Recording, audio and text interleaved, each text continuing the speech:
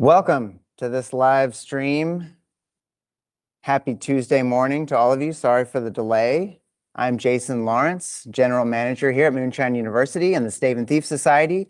We are going to be talking to you about a new class we have here at the Stave and Thief Society, which is housed at Moonshine University in the heart of Bourbon Country in downtown Louisville, Kentucky. The Stave and Thief Society was founded in 2014 and is the first bourbon certification program recognized by the bourbon industry and the only one to be recognized by the Kentucky Distillers Association as its official bourbon education course.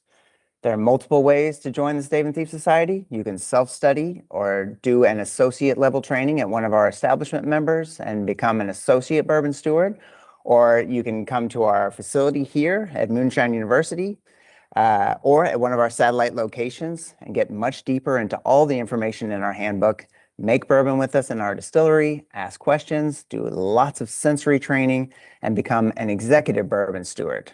There's also an online version of the executive bourbon steward class as well. But the reason we're here today is we have a new class for our Stave and Thief Society members. We are building on that education that you received when you became an executive bourbon steward. We're expanding on all that knowledge. We're getting a different perspective on all things bourbon from our friend and colleague. Joining me here, a renowned distiller, author, spirits industry expert, and head distiller at Iron City Distilling in Pittsburgh, Pennsylvania, Mr. Matt Strickland. And Matt, it sounded like I was going to let you speak, but I have more to say. Okay. All right. Fair enough.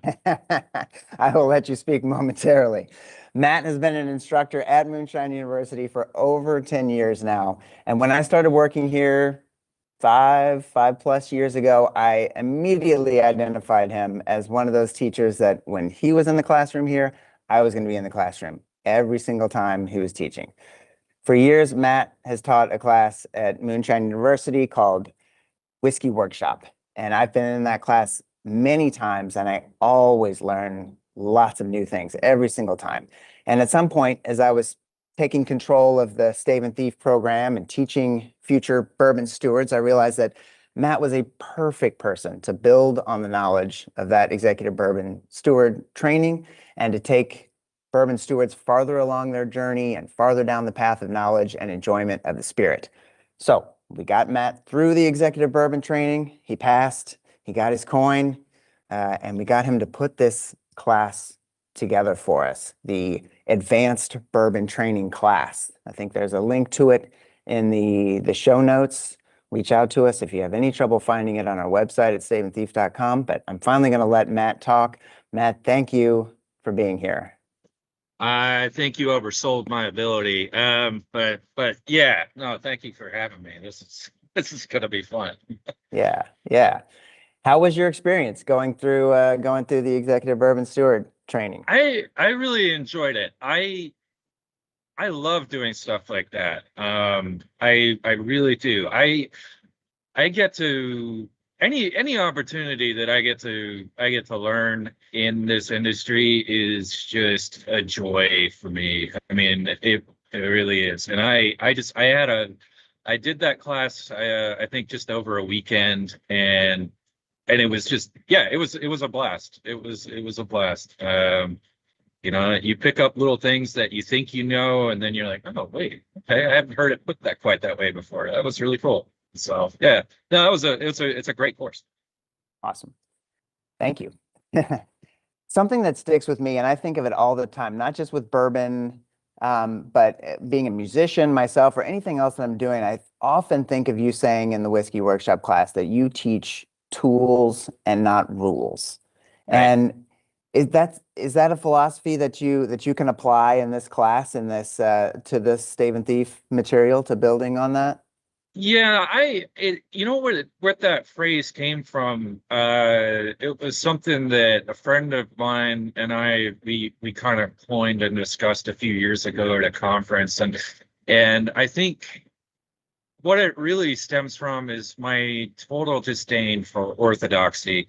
I really can't stand when I hear distillers say, "Oh, you have to do something a certain way," and that just drives me insane. And likewise, sort of on the consumer and hospitality side of things, when we talk about bourbon with people, I really, I really don't like the approach that some people take, where it feels like they're kind of telling you what bourbon should be. And the truth is, I think the larger category of bourbon right now is so exciting because there's so many new smaller players that are entering, and they're doing something different. They're taking a refreshing look at bourbon, and they're coming out and saying, hey, bourbon is more than just this one thing that you've always been to. You know, it's more than just, effectively a corn whiskey in a barrel. Like, there's different flavors, there's different approaches to making it. It's a lot more varied than people realize. Yeah, yeah, that's fantastic. That leads me into my next question. When we talked a little bit about this class, you mentioned going deeper into the different styles of bourbon. So I think that's kind of what you were just touching on. But knowing you, I'm sure that means going even deeper than a wheated bourbon versus a rye bourbon. Do you want to talk a little bit about some of those different styles you're going to get into? Just as So a I think teaser. that, yeah, no, I think so the way that as you know, the way I tend to teach classes is that I try to make them it's not just me standing up there and lecturing. I try to make it a bit more of a conversation with folks, especially when we're teaching a class for the first time. You don't really, as a professor, you don't really know quite what to expect. You don't know what people are after. Um, and and my goal for any lecture that I give, any class that I teach, is always I just want people to walk away getting what they came to get in the first place. And so I think going into some of the different styles of bourbon a bit more is just, it's kind of an easy thing to talk about, because there are other styles out there that people may not even think of. Like, we talk about leaders and high rise, and of course those are important styles, but we can also talk about some of the more experimental bourbons. I remember a few years ago I was judging whiskey uh, for a national competition, and we had a flight of peated bourbons that came out. It was an entire flight, and I remember looking at the competition steward, and I was like, is this a thing now? And they were like, yeah, it's a thing. There's a lot of them. So you're going to be tasting peated bourbon. It's like, okay. Yeah. And actually quite a few of them were really good. So, um, you know, so, and we're seeing people kind of play with some of the old rules a little bit. It's all still bourbon, but, you know, there's lots of room for innovation in the category. Yeah. So I do think it's kind of it's an exciting place to play for a distiller, but all the more so for the consumer as well, and for those hospitality folks that are, leading tastings, and maybe they're brand ambassadors, but they're working on that side of the business. um this is a really exciting time to get in. Yeah, that's fantastic. I remember seeing you at ADI, and you had a lot of optimistic things to say when it felt like a lot of the other people that I was talking to had less so, and it was really a nice Oh, change to it's talk to you. that kills Yeah. me. There's so much negativity in the industry right now, and I'll tell you my theory on it. And I know this is, you know, I where you're really hearing it is from the large brands, because they're the ones that have uh, the biggest pieces of the pie. They're also the ones that are seeing their sales drop. Mhm. Um, and you combine that, they have the biggest PR budgets.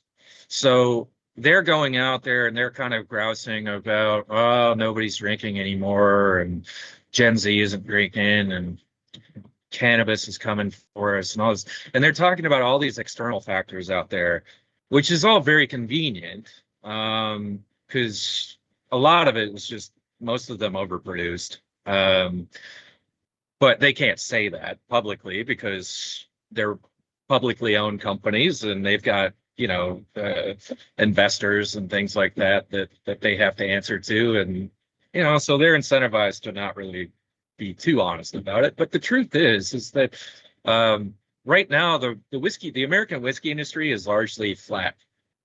But if you wouldn't believe that if you keep hearing all the stories from Jack Daniels and Jim Beam and all that stuff, all of whom, by the way, make great whiskey. Yeah. They really do. But their sales are down. Yeah. Well, if the industry's flat, that growth is coming from somewhere, and it's from these smaller regional players, a lot of whom are introducing some really phenomenal bourbons into the market. And their sales are doing quite well. So, so yeah, we're going to dive into some of those sales, but I really encourage people to be positive about the industry. There's a correction period going on, and you can talk about that. And yes, some people are having a really hard time, and I won't, gloss over that. But right now, honestly, in my opinion, a really exciting time because we're going to continue to see new flavors developed, new concepts developed, new methods. This is a really cool time to be in the business. That's fantastic. I think it's a really important point about the class that people can make of it what they wish, that you're going to leave some time there for it to be shaped by the people in the class. We try to do that with the Executive Bourbon Steward class as well when we're in person here and welcome questions, but it's a certification. We have a lot of information that we have to get through in a day. So sometimes we have to move on. And I think that's a really important distinction with this class, that people can really come in and ask their questions and make of it what they want. We had, speaking of projects, we had a question from the chat, if I can find it again. Matt, are you anything I was going to ask you about Iron City, where you are right now in Pittsburgh? But the question came in already. Are you working on any interesting bourbons at Iron City there that we might get a sneak peek of in class? I'm gonna try to bring down some samples. So we do what I consider sort of historically appropriate whiskeys up here, and bourbon was made in Pennsylvania. They just didn't really call it bourbon. But we had corn whiskeys that were made here. Most of the whiskey that was made in Pennsylvania in the eras that I concern myself with was rye, but I do a fair amount of bourbon. We are running bourbon on our 3-chamber still here. I think I've got some that's probably about a year old now. I could probably bring some samples of that. I do a lot of whiskey making inside the warehouse. I work with all heirloom corns. The flavor development in some of those corns is really, really exciting, including Hickory King, which was the predominant corn that was used in the early 1900s in bourbon production. And we'll talk about all that stuff during the class for sure. But yeah, I do have a plan on bringing some samples down.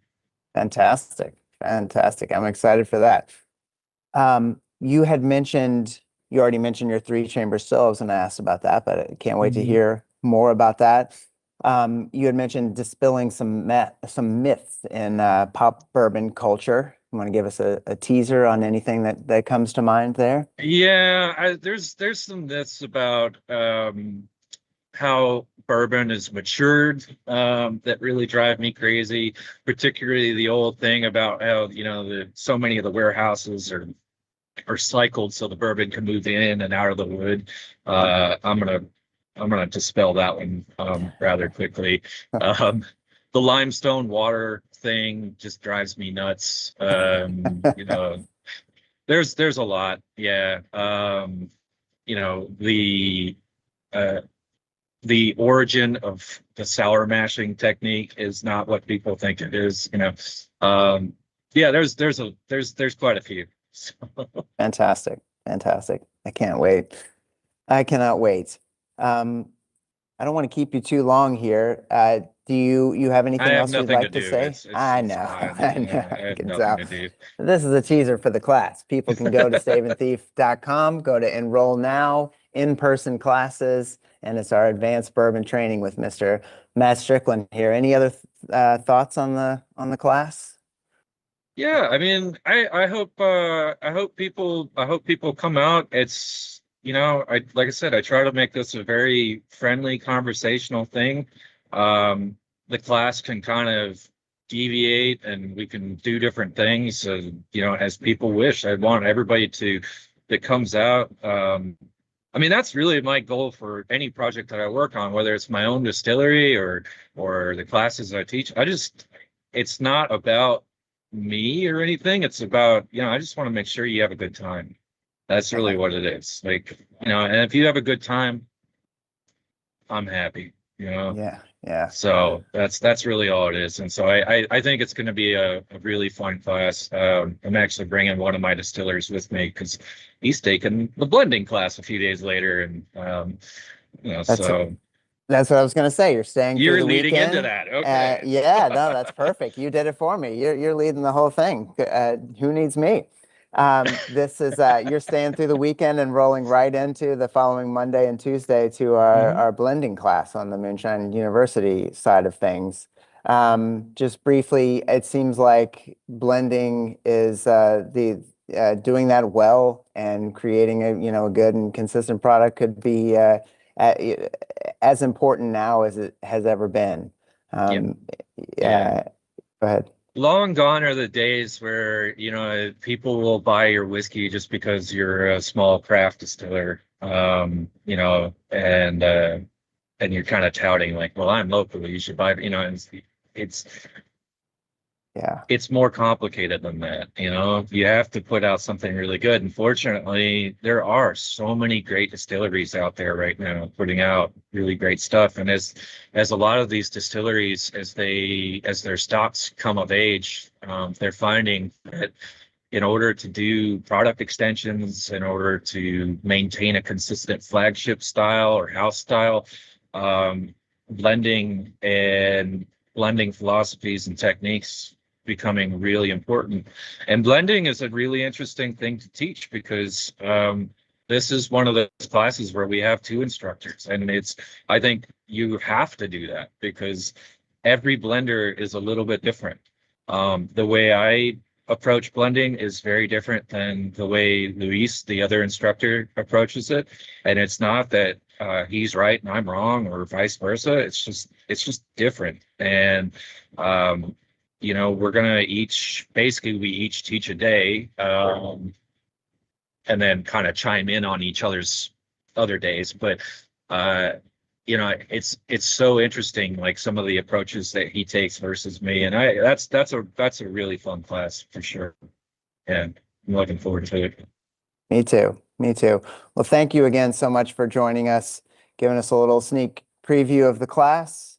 If anyone has any questions, please reach out to us, staveandthief.com. Again, to learn more about this class, you go to Enroll Now, in-person classes, and it's the Advanced Bourbon Training with Matt Strickland.